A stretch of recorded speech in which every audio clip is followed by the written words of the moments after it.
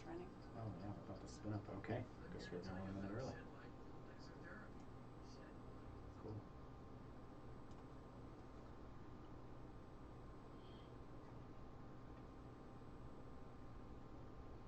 Hey. Perfect. All right, we are live. Good morning, good afternoon, and good evening, and welcome to the Wild and Precious Optimal Living Show. I am your host, Dr. Sam, and my lovely co-host. I'm Dr. Lynn. And Happy New Year to everybody out there. Welcome to 2021. We are so excited for everybody to be joining us today on this fantastic show. And as always, we are sponsored by Shedlight Cold Lasers. If you aren't familiar with laser therapy, then first of all, you're behind the times. And if you are, then you need to get hooked up with this company, Shedlight. They are at the forefront in photobiomodulation for doctors, but also available for the public. If you're looking for a tool that can potentially change your life, we traveled, over the Christmas holiday, and we brought our lasers with us because, hey, holiday lights need to go everywhere. And let me tell you, we use these things every day. And as we've said, time and time again on this show, it's not just the product, it's the minds behind it and the support group with this particular company. I mean, they're second to none. I can never, ever say enough good things about this company. So if you're looking for a tool in your toolbox that can really change the game, Shedlight is the tool for that. Absolutely. And we want to be able to welcome our new listeners too, since if this is your first time tuning into our radio show, the Wild and Precious Optimal Living Show. We are two parents, and we're also neurologically based chiropractors. And what that means is we focus on the health and function of the nervous system by combining chiropractic and functional neurology. So we have a couple of really great events going on this month, and we're super excited to be able to invite you to. So be sure to visit our Facebook business page at Wild Precious Optimal Living, at Wild Precious Optimal Living on our Facebook page, and you'll find more of the different events that we have. For instance, next Tuesday we have answers to neurodevelopmental disorders and behaviors for kids. And so I know that there are a lot of parents right now, you may be struggling, you may not necessarily have the answers that you want to be able to understand why your kid's going through the struggles that they're going through. Perhaps it's through PANS or PANDAS, perhaps it's ADHD or even autism. And we can give you a refreshing approach and ways to understand what's going on, how you can better support your kiddos. Another great show that we have, our event coming up, is on the 26th of this month.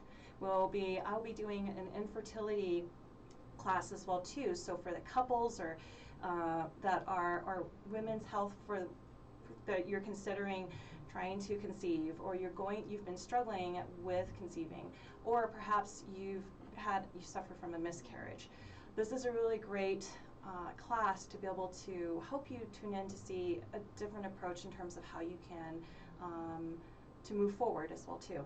Then the next one is for the start off the new year is a vision class that I'll be leading, where we'll be doing a workshop on writing, journaling out your vision for the year, and meditation as well too. Lots of great things, so just naming it off from the top of my head. So be sure to check out our Facebook page, and we're excited to be able to offer you these classes. So with that said, cannot wait, but we're excited to be able to introduce you to our guest for today. Her name is Audrey Hamilton. She is an amazing, amazing parent coach, very patient, very loving person, and she has she began working with young adults in 2005 and has supported many paths to adulthood. She began working with the neurodiverse community 3 years ago, and as a parent coach 2 years ago. Her passion to support parents came from her realization of a lack of resources for them. She has degrees in education management, as well as a master's degree in the leadership of Webster University, founded in St. Louis. And Audrey grew up in Chicago and has called Denver her home for the last 20 years. We're super excited to have her expertise and voice in our show today, which is reconnecting with yourself, with your partner, and most importantly, your kids as well too. So thank you so much, Audrey, for joining us. Thank you so much for having me. Happy New Year. Happy New Year. Absolutely. So Audrey, for our audience out there that doesn't know you, that may have never even heard of parent coaching, they're just, let's get a little background on you. How did you get into being a parent coach? Yeah, thanks so much, Dr. Sam. Yeah. I began working with a number of different entities in the Denver metro area when students were struggling with, joining puberty, entering middle school, entering high school, or preparing for transition after high school. And the main focus typically is on the child. And knowing holistically as a family unit, everyone needs support, and there's a lack of resources for parents that may just need some extra tools in their toolkit, need some resources, a different lens, or a different approach. And so I got to work a few years ago with taking some courses, learning a little bit more myself, and then began coaching with parents.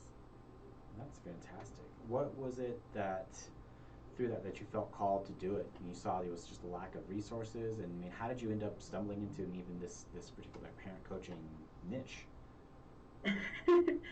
Honestly, to be totally transparent, it was from my own struggles as being a mom, and sometimes just feeling that pressure to be a quote unquote perfect parent, which there's no such thing, Right. and sometimes feeling afraid of speaking up or reaching out to other folks, because sometimes it can be difficult to reach out to other parents and say, hey, I'm struggling with this. I have a frustration with this. I need to connect or communicate with my child differently. And that was my driving force, was to be a resource for other moms and dads, or caregivers. We have non-traditional families and blended families that have different dynamics, and being able to connect with them and be a resource and give them an outlet was got me into it. That was my passion. That's cool. I really feel like that old saying that it takes a community really to raise a kid. I think that's, as we're getting more and more into parenting, and our kiddo's going to be 4 this year, which is really crazy to think about. I can't believe he's like, wow, March is going to be 4. Blows me away that time has gone by this fast. But it's really, I find that adage truer and truer, like almost every month, of just having different people that can help give someone perspective, but definitely too the support. Or just sometimes as a parent, you just need someone to come in and just give you a little bit of a break, to give you a little bit of help and be like, look, I don't know how to communicate when my kiddo's having a meltdown. It's just frustrating me to no end. Can you please help me? And that's amazing that we have a resource like you out there. So that's really, really cool. I'm curious, what is a parent coach, first of all? Why really is it important for people to have that? Yeah, thank you so much for asking that. A parent coach is someone who, in my case and others like me, want to give parents an outlet and a support system. It isn't therapy. So we're really working on creating new skill sets and then practicing those skill sets, giving parents a way to try something new. I'm also a huge cheerleader for parents, because they don't get reminded enough that you are doing a good job. And I give that positive feedback for my parents, especially when they're trying new things with their kids and they're feeling like they're struggling. I'm also an advocate and a huge champion for parent self-care. I want our parents to remember to take care of themselves. So what I'm going to do is I'm going to meet with you. I give free consultations just to get an idea of where you are and what you're struggling with, and to have a conversation, a transparent, open dialogue together. And I always want my parents to know I'm working in partnership with them from a place of non-judgment. Mistakes are okay, mistakes are natural. That's sometimes the best way that we learn with our kids, is by engaging and saying to ourselves, oh, that did not go well at all. Let's try something different. And making sure that parents have that encouragement and an opportunity to breathe and have another person in their corner that they can talk through things with, brainstorm with, and then practice a skill set. Outside of obviously a pandemic time, I mean, what does it look like when you're working with families one-on-one? Are you going to houses? Are you able to see them in person? I mean, what does that look like? Yes. I'm very excited to get back to the days of in person, Yes. but for right now, I am meeting with all my families, as I'm sure most of you are, via Zoom. I do meet families in parks outside when the weather is nice and they feel comfortable. Sometimes we just walk and coach together to get some exercise and some movement, so I'm happy to do that. But yes, meeting one on one, face to face, hopefully will return for all of us soon. But right now, I am available via Zoom or outside. Okay, cool. That's a good little strategy of going to the park or something like that. Mhm. Definitely grateful for the abundance of parks that our community has. And so, what type of kids or what type of families are you normally working with? Because you mentioned before when we first got to know each other that you work with some kids that are struggling with some neurodevelopmental challenges. And so, what does that look like for families of, of of these kiddos? Yeah, thanks so much, Lynn. Mm-hmm. The quick answer, what type of families do I work with? Really, any family that is experiencing struggles. I do tend to work with older children, so typically age 7 through age 17. Mm-hmm. When your child becomes an adult, that's a different dynamic then. And I can help with that preparation for transition into adulthood. Many of us know that have children that as soon as they turn 18, that maturity and that adultness is not like a light switch. It doesn't happen automatically. We need to practice and prepare our students to, or our children to be students, to learn how to cook, do laundry, take public transportation, all different kinds of things. I have been working with the neurodiverse community for 3 years, and those families that have children on the spectrum, that have a traumatic brain injury, that have ADHD or ADD, their developmental path looks a little bit different. And their educational path certainly looks different. They're managing all kinds of different pieces with their child. And so I coach them in a little bit of a different way just to honor and recognize the extra pieces that are on their shoulders and in their lives. There's a big transition when children leave elementary school into middle school, and again, middle school into high school, boundaries and self identity, and that can create some conflict in that family unit. So I'm here for those families. Um, a lot of times too, when their kids are having changes with hormones and development, they're not going to come to mom and dad and say, hey, I'm uncomfortable in my own skin. It's just going to sort of manifest in conflict or broken down communication, and I can help in all of those areas. Cool. So, could you give us an example of how you're working with like a family in this aspect? Just, giving us maybe some ideas of what are some activities or what are some challenges to begin with for for a family. Sure. Um, the most important part of me being a parent coach, you guys, is listening. And that's the number one thing that I do. I'm sure you guys relate really well to that. When folks come to you, it's really important to listen with an open mind and an open heart to understand what's going on. Where is that stress coming from? So that's always where I begin, is where is the stress coming from? Um, where are those pressure points where mom and dad don't want to engage in a morning routine or a night routine or taking away a cell phone or a technology plan, healthy eating habits? These are all areas where parents can experience some conflict or struggle. And sometimes parents just want to make a change also, and they're not sure how to implement that change with their child. They're having those meltdowns or tantrums or whatever your family calls them, just areas of sort of struggle within your family dynamic. So I'm going to listen and take an assessment. I'm also really going to ask parents what their goals are. Sometimes when we're struggling with our children, we can get sort of a microscope lens and everything feels wrong. And typically that's not the case. So what I'm going to do is I'm going to ask, what changes do you want to see? What agreements do you want to create? What rules do you want to establish? There's a number of different things that I'm supporting families with And you guys, these don't have to be big life-changing things. I have a family that I'm working with right now, and one of mom's goals was, I want everybody to eat dinner at the kitchen table or the dining room table together.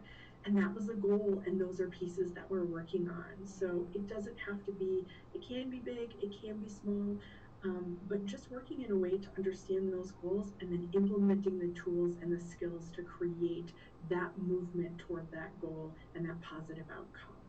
Cool. So, coming from personal experience, I know our kid, Rivers, he comes in first. And we witness that with our practice members that come into our office. We see a lot of kiddos, and oftentimes they're struggling, they are on the spectrum. They have PANS, or they're diagnosed with PANDAS. And so there's a lot of attention that is much needed from the parents. And the parents are amazing. The kids that come in, the whole family, they're amazing. And oftentimes there's also siblings. And what we witness too is, what happens is it's always the kids first.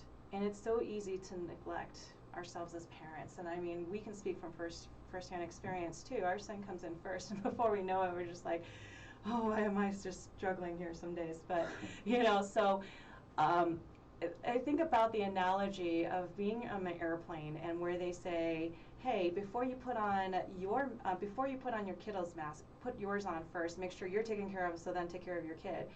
It's easier said than done in real life, though, in terms of everyday life. And, we want to make sure that our kids are taken care of. But there's a fine line. Do you have any strategies or tips for perhaps even some of our parents that are listening, where they might have kind of lost that sense of, what is it like to take care of myself? What is it like to have time for myself, even though that there isn't any possibility at all? There's like none, zilch in the schedule. What does that look like if you're coaching one of our parents in that way? Love that we're talking about this, and I love that analogy of, yes, please put your oxygen mask on first. Another analogy I use with parents is, if your cup is empty because you've just been giving out and giving out, and there's nothing left to give, parents are the heart of a family structure and dynamic. And yeah, we do put our kids first. We talk about this a lot in coaching. We take a look at the schedule. We determine what things are essential, and then we try to find 5 minutes here and there. We start with 5 minutes, but self-care is necessary. Personal connection and fulfillment is necessary. If we are fulfilled and taking time to self-care, we give outward much easier, much better, much more intentional. I also, for parents listening, I'm going to tell you this as a coach, and I'll share this with you right now. A really important life skill is for your child to be able to be by themselves for 10 to 15 minutes. Read a book, take a walk, feed a pet. I've got lots of creative ideas, and I'm going to encourage you to give your child that space safely. Let me make that caveat. We always want our kids to be safe, but they're going to be alone in their teenage years and, of course, in our adult years. And so being comfortable with ourselves is a key component in our lives. And we adults do it. Sometimes we're in our cars, in commute, but there's a lot of times where we're by ourselves, and our children can learn that as well. And if your kiddo is able to take 10 to 15 minutes, then that's the time I'm going to encourage you to take 10 to 15 minutes for yourself. And it can be your favorite poem, fresh outside air, deep breathing, a bubble bath. And then I also really encourage parents to find something that engages their mind and keeps them active and thinking. Awesome. And so, what if some parents just over time, and I've known myself to get into that realm of like, oh my gosh, what do I like anymore? Or how do I, what's my purpose? It's because we give so much and put in some time into others, and so sometimes it's like kind of lose sight of who you are. So how would you define self-care from that aspect, and how would you advise parents to rediscover what they really care about outside of kids? And should we even feel guilty? There's 3 questions, I guess, like, guilty for that too. So guilty for putting time into our other passions and interests. So those 3 questions to you, kind of wrapped into one. Yeah. Those are great questions. Mm-hmm. I'll go backwards for a minute. We feel a lot of guilt as parents, don't we? Oh my gosh. Mm-hmm. And our guilt can be in a number of different areas. Do I have a magic wand to take that guilt away? No, unfortunately. But I am going to tell all of our parents, everyone feels guilt.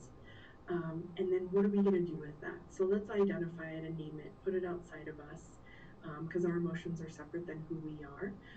And then we'll talk about strategies to manage that guilt and hopefully encourage just some acceptance and peace. The next piece is we do lose a little bit of our identity when we become parents. I always use the analogy, my parents are very different grandparents than they were parents.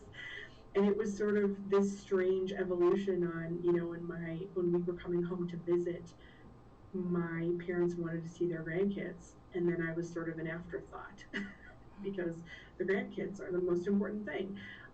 So as a parent, I want to remind yourself, don't be your own afterthought.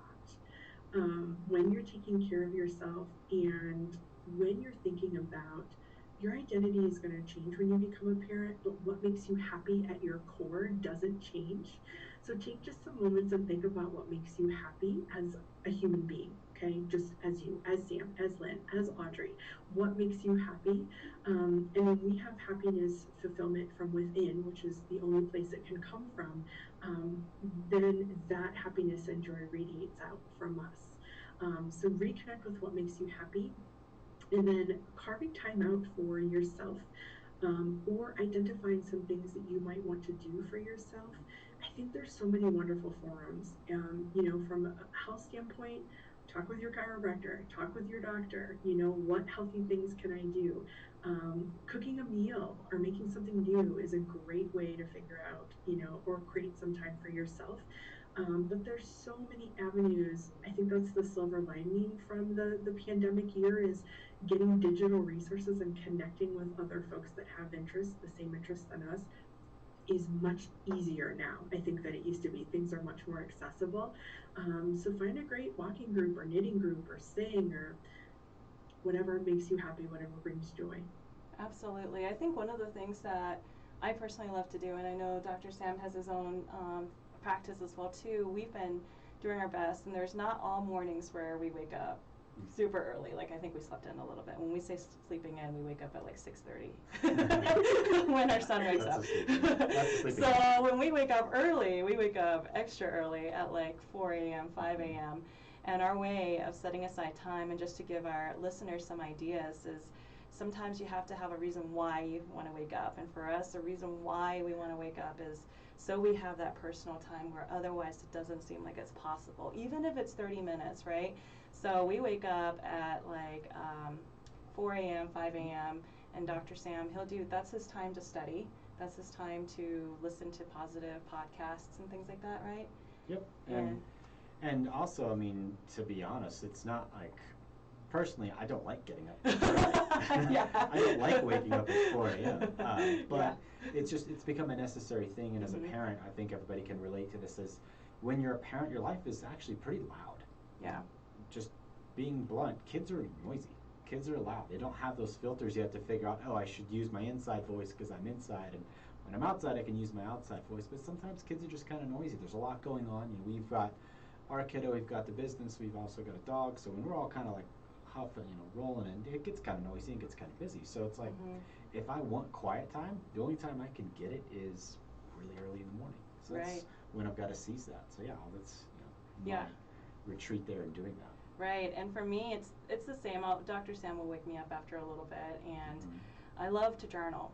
So my thing is writing, and being able to write whatever comes to mind. Lately, I've been doing mantras, so my background's in yoga, so a lot of repetition of like an affirmation, and so it's those little things, I think, for our parents, just to get an idea of little things that you can create. And if it's not, and like you said, too. It's not feeling guilty, but at the same time, also not caught up with perfection is what I'm learning from this too. Like, okay, so what? You didn't do it today.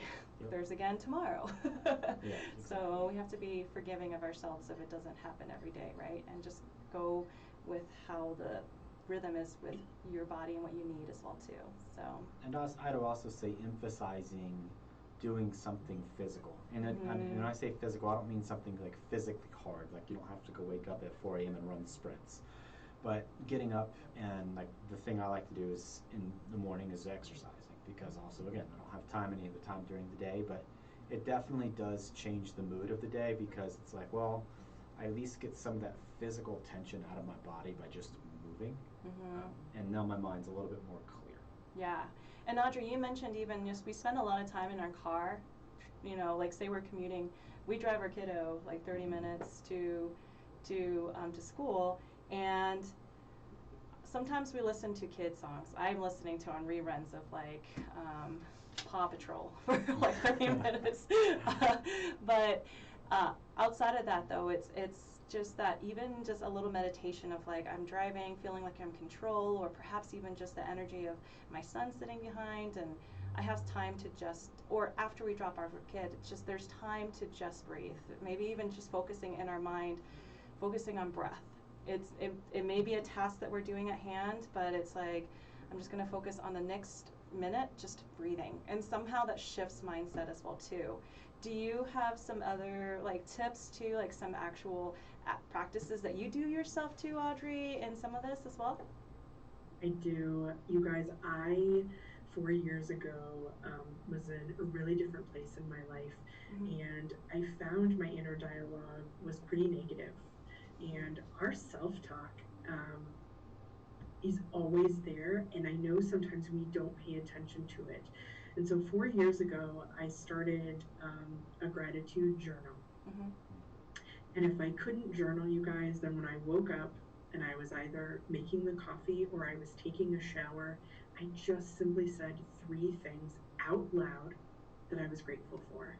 And the difference and the impact that that small 7-second thing has made in my life is profound. And I didn't believe in it at first. I thought, you know, this is probably a silly thing. But I also thought to myself, and I tell this to my parents all the time, what do you have to lose?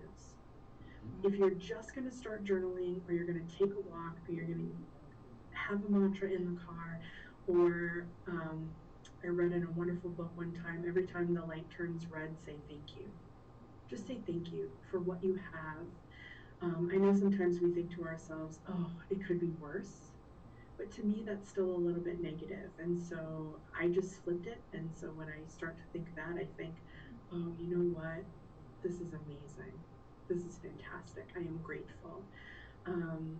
So I encourage everyone just to, when you get up in the morning, think of 3 things you're grateful for. And you guys, sometimes it was, I'm grateful that the sun is shining. It wasn't something profound. But breathing and movement is also really important. And I think for parents, when you find those moments, maybe it's when you're opening the mail, because that's something that, you know, just a really everyday task that some of us do. Think about something that you are happy about, something great that happened today, a gift or a blessing, and just take note of that. I also have a family who has a great idea at the beginning of the year, every year, and they've done this for multiple years. When something really great happens to the family, they write it on a piece of paper and they put it in a big glass jar that just sits in the corner of their family room. And then on New Year's Eve at the end of the year, they read back all the great things that have happened to them. So just reframes their year. And also, they tell me every year they have big laughs because they remember great memories or trips that they did, or, you know, silly things that happened. And I think that's just a wonderful idea to sort of be present in our lives. Well, that is a great idea. I love that. Recapturing everything from the year. And it's just like, oh, I forgot about that. That was great. Oh, yeah, that was great. And talk about like that momentum building into the next year on the eve. That's a wonderful idea. And the gratitude piece, I mean, it comes back time and time again. And it really is like such the snowball rolling down the hill. Like you said at the beginning, it's like, oh, it's insignificant, it's so small, like 7 seconds out of the day, but it's like, no, but that compounding interest just overwhelms and becomes such a big thing if you keep doing it. Mm-hmm. Yeah, so that's awesome. Mm-hmm. Yeah. Mm-hmm. Well, we'd like to be able to ask them too, because I know, so oftentimes for us, and just using ourselves as an example, Sam and I are really good about taking care of our kiddo, making sure our practice is good, and then when it comes down to dating, we're just like, I don't know, what do you want to do? I don't know. What do you want to do? Oh, is it next Friday? Did you plan anything? Come Friday. Did you plan anything? No. Did you? No. What do you want to do? Well, maybe should we skip it? So reconnecting as a partner, regardless of who it is, boyfriend, girlfriend, husband, wife, whatever it is, whoever it is, partnership, we kind of lose sight, we just focus on everything else that things are taken care of, but then who we are as human beings and why we're together and that mission together, initially, sometimes we lose sight of that companionship. So how do we, do you have parents that struggle with that? And, what does that look like for them? And what are some strategies? Yeah, so great, you guys. Right, you get to the end of the week and you've dealt with all the things, and then you have date night. And you sort of look at one another and you don't want to say it out loud, but you might both be thinking, oh, it's one more thing on my to-do list. Instead, I'd rather watch TV. Instead of, decompressing. Right, and did you make plans? Well, I didn't make plans. Well, I think the question that so many couples struggle with is, where do you want to eat? That's like the worst dreaded question. And it's been really tough, you guys, in 2020, because there's not a lot of things we can go out and do safely. So date night has become very different. And yes, many of my families are struggling in this area. Something I tell my couples is, ask before you assume. When we've been with someone for a while, we think we know what they're thinking, we think we know how they're seeing things, we might even think we know how they're feeling, and we could be totally wrong. So if you notice your partner is clenching their jaw, maybe eating some unhealthy foods, sugar, salt, whatever that is, don't forget to check in and just say, hey, how are you? Okay? And genuinely mean it. You guys, you have to be genuine when you're checking in with your partner. And of course, this is the person you've signed up to spend your life with. So how many times we say, of course I love you, of course I'm in this with you, but don't forget, every single one of us needs reassurance, okay? Hey, you did a great job with that today. That was a really tough, whatever it is, okay, meeting. Be careful when you leave each other. Hey, you know what? I can't wait to see you tonight after work. Sometimes we just forget really simple things that we all want to hear, and those reassurances shouldn't go by the wayside. Okay, when you're shuffling your kids to and fro, or you're cooking dinner, just say thank you, honey. You know what? Oh my gosh, cooking dinner was such a big help tonight. Thank you for taking one thing off my plate. Don't forget to give compliments. Those never get old. We need those, for heaven's sake. If you're getting ready to do something that is a big deal or you might be nervous about, give your partner a pep talk. Just tell them, like, I believe in you. One of the things that I love to just remind my partners and parents to say to one another, say, I appreciate you. Don't just say I appreciate that, or I appreciate. Make it really personal and say, I appreciate you. I respect you. Those things are so great to hear with one another. Dating, please don't stop doing it. And maybe dating looks like a glass of wine in your kitchen after your kiddos are in bed, and a quick piece of chocolate. Maybe that's your date. Maybe your date is going to buy a new piece of furniture that you really need, and you both know you need it and you haven't wanted to do it, and there's no clear schedule. You guys, it can be creative. It doesn't have to be, expensive or grand. Every once in a while, yeah, get dressed up, take each other out without the kids. Another thing that I really tell my parents is, when you're checking in with one another, which, by the way, parents, you should do daily with each other, put your phones away and make eye contact. If you are looking your partner in the face, not I'm scrolling through this, I'm looking at my email, I'm rummaging through my briefcase, give them your undivided attention. That makes a whole lot of difference. If you're just making eye contact with your partner and checking in, they know you're listening and they know you're important. But yes, we work on this, it's ongoing, but just don't forget those compliments and don't forget to make eye contact. Yeah, absolutely. I think one thing I'd like to claim that I'm good at is I'm good at calling Dr. Sam out. Well, I'm good at calling him out for like, hey, this is family time, no phone in the morning, or he does that to me too. Or I think I'm really good at sensing, Sam, when you are like, do you have a wall for the day? And you're like, I'm like, how are you doing? And you're just like, I'm fine. Oh, I never used the word fine, but yes, she was is it quite fine or the empathic. Like I have a good sense of like, no, there's something that he doesn't say, and I could sense it. And instead of just letting it go and letting it build up or whatever, like it's more of I don't know, what do? I'm just saying, I just tell you, I'm like, there's something, you're just kind of off today, or what do I say? I don't know. Yeah, that would be close to what usually happens, something like that. Just, you can feel that something is there without knowing what's up, but yes, you're correct. and so it's always been really cool, because oftentimes what I appreciate most in Sam is just that you can just, you're open to just saying, this is what I feel, and even when I have really rough days, like, and he's really gotten great at just listening and just letting me just rant or cry, and he's like, it's okay. And that did not happen overnight. I had to really overcome the strong fix-it instincts deep within my DNA. This is so important, you guys, and for the folks out there that do verbally process or need to rant or just be in that space of sort of verbally just getting rid of it. Something really important is to tell your partner that's what you need from them. Hey, I need to verbally process out loud right now. I don't actually need a solution, but what I do need is for you to just listen and be present. And that lets your partner know, oh, they're not looking for a solution, they don't need to fix it. But it's really good to give them that heads up instead of just assuming, because sometimes that can take people back.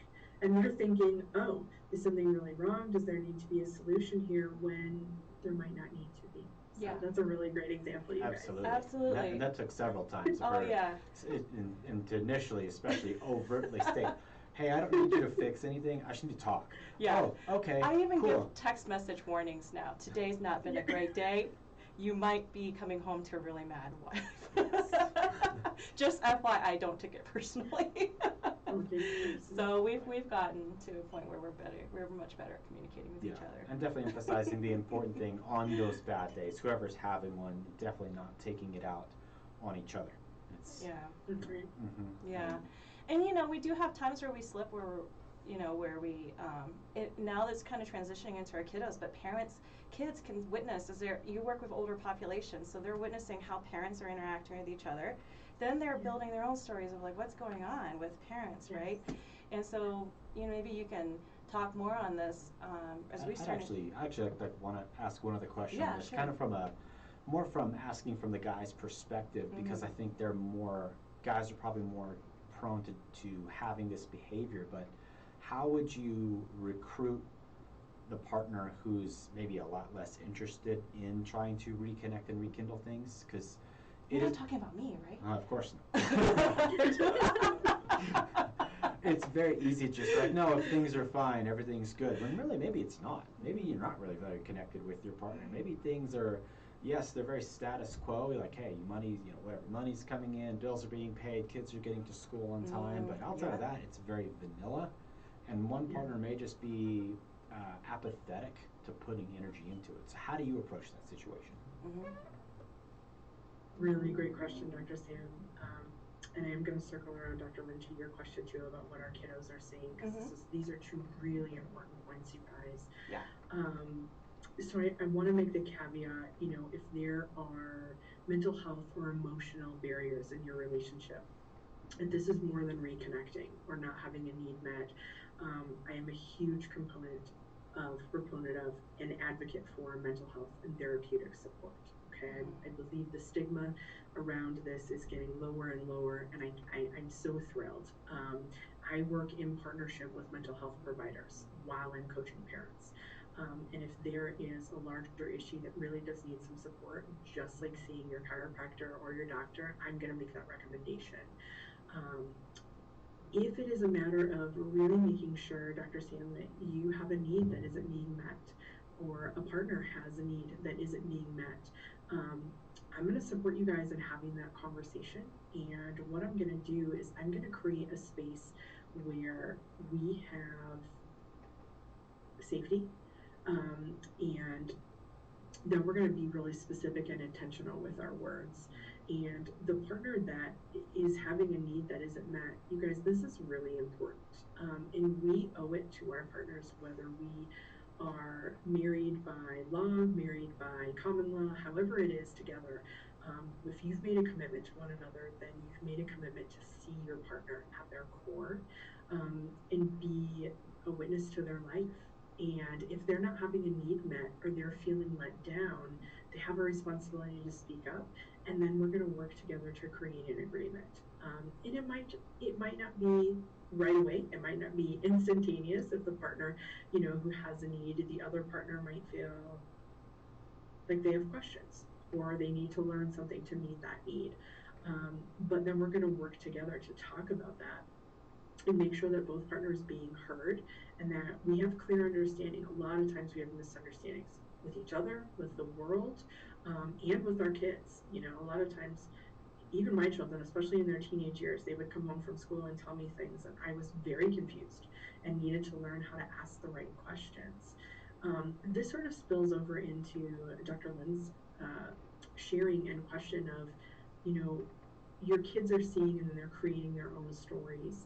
One of the things that I work with so often with my parents is modeling behaviors, because our kids see and learn everything from us, even stuff we don't want them to see in here sometimes.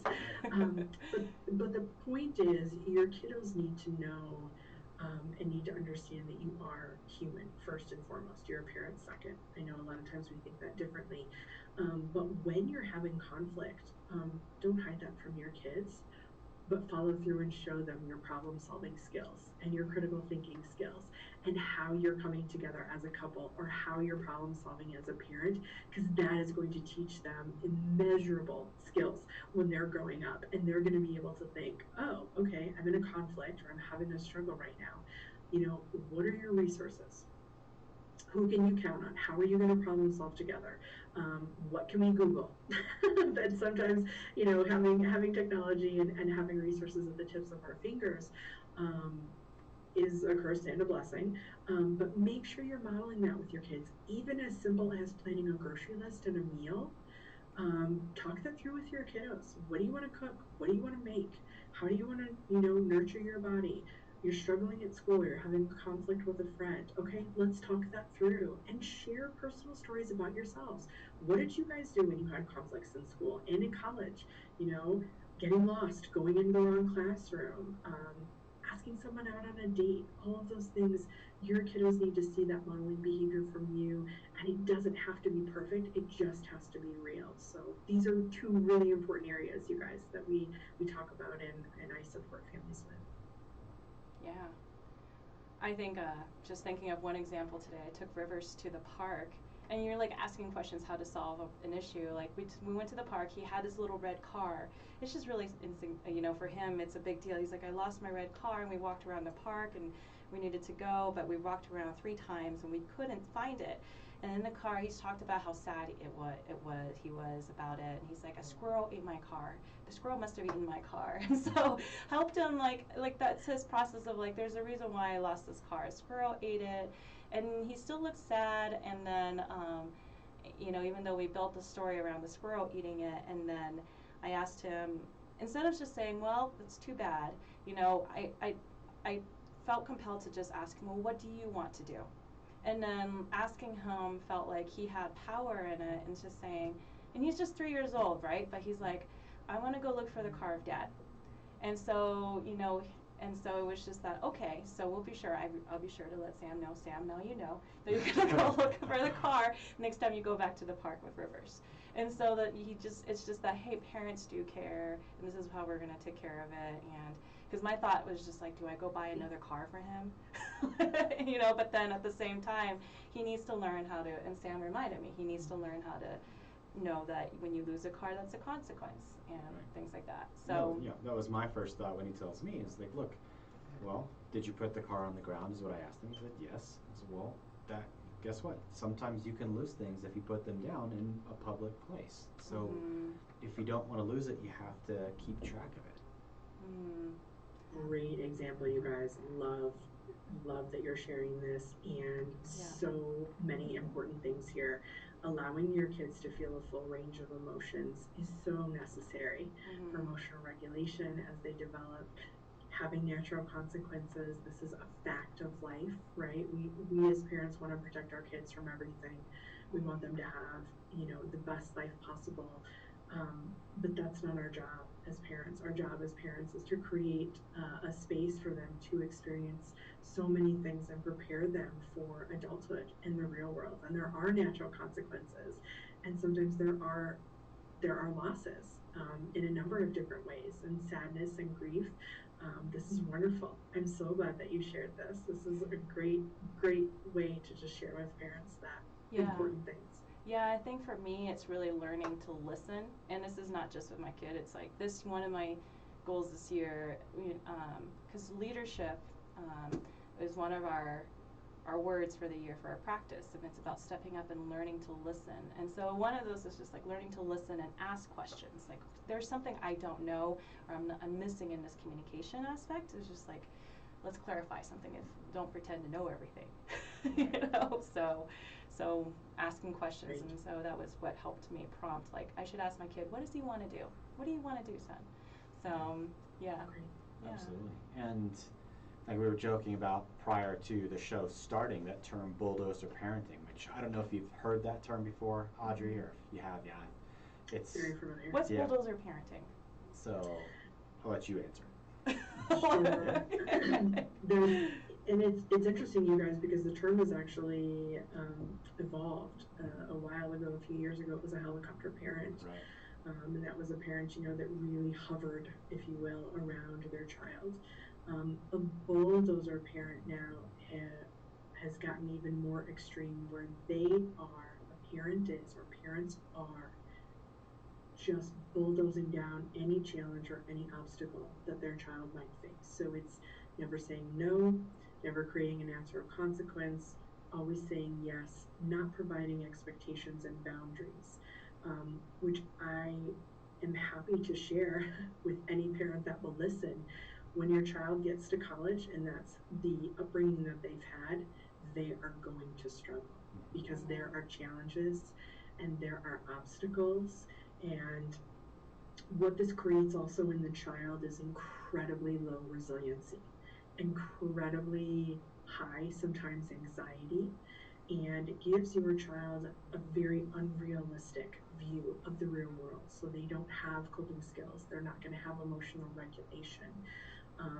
And this is not to shame any parent. I'm never in the business of shaming any parent, but my hope is through coaching and being connected that we can embrace that full spectrum of emotions and feelings, and let our kids know that it's okay for them to feel it, and the strength inside of themselves to know that they can overcome that they can regulate that emotion, that they're still in charge with that, and that there are resources to help them if they're feeling sad, if they're struggling, if they're failing a class, if they're having a conflict with a boss or a coworker, that there are opportunities of growth and learning there.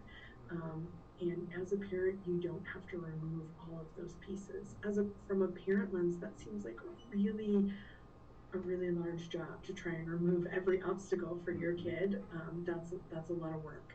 So I hope that parents can just grow in understanding and realize it's not your job to make everything happy and perfect for your child, because that's not the way that the world works.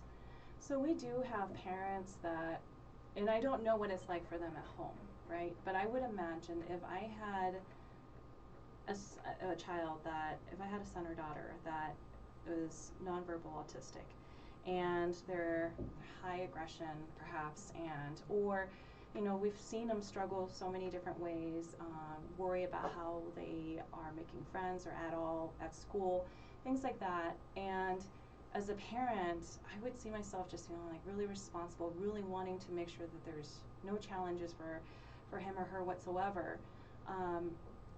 And so oftentimes I could see parents maybe just trying to push away any chance of struggle, and or even sometimes even getting hurt ourselves in some way or form from our kids.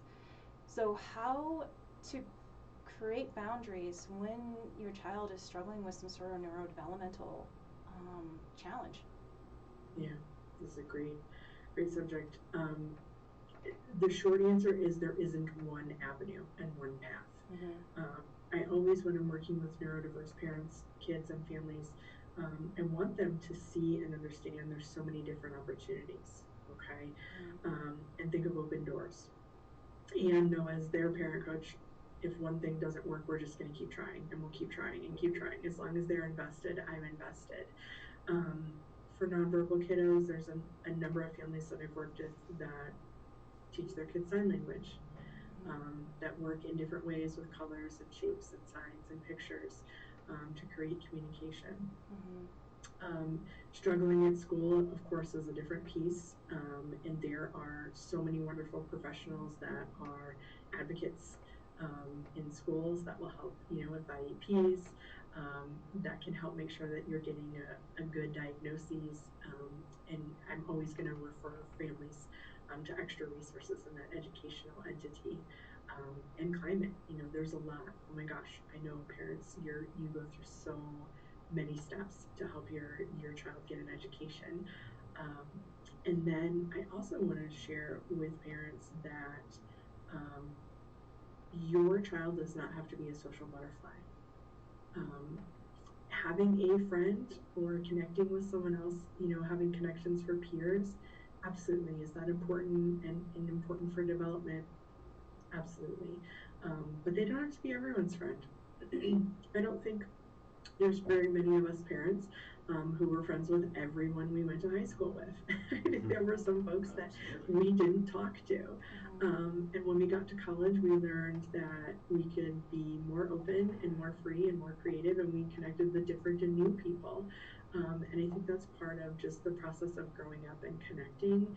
Having peer relationships, is that important? Absolutely. But you are not a failure as a parent if your kid is not a social butterfly. Yeah.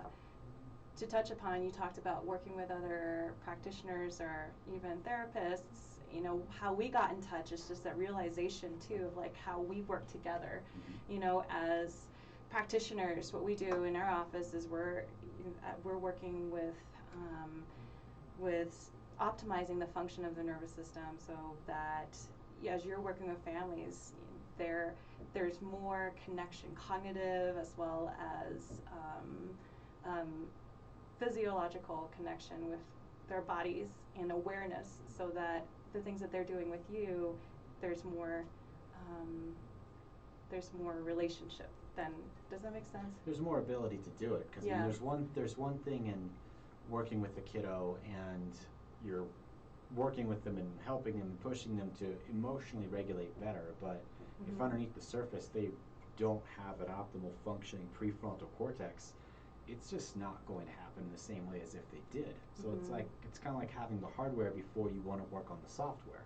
So it's like, really, hey, can we work on the actual function of the brain, get that prefrontal cortex to fire and to connect with other parts of the brain, and then it's like, okay, here's these strategies that can be implemented to help regulate yourself if you're in this anxious and stressful situation. Right. And then you talked about earlier about parents seeking out therapy work as well too, when Sam had asked a question of whether, what to do when one parent is apathetic. And I wanted to, again want to emphasize to our parents, our listeners out there, that this work doesn't just stop with kids, right? This work also, the things that we do in our office is very much for parents as well too. If your brain health isn't at the best state, then when you're doing your own physical care, that's going to translate to how Audrey and any other parent coach would be able to work.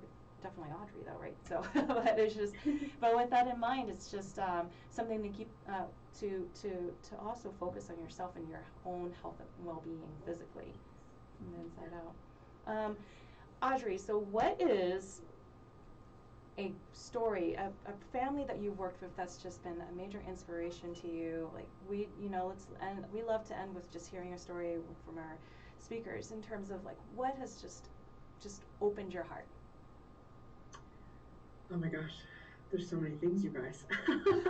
I think I'll narrow it down to just a couple of things.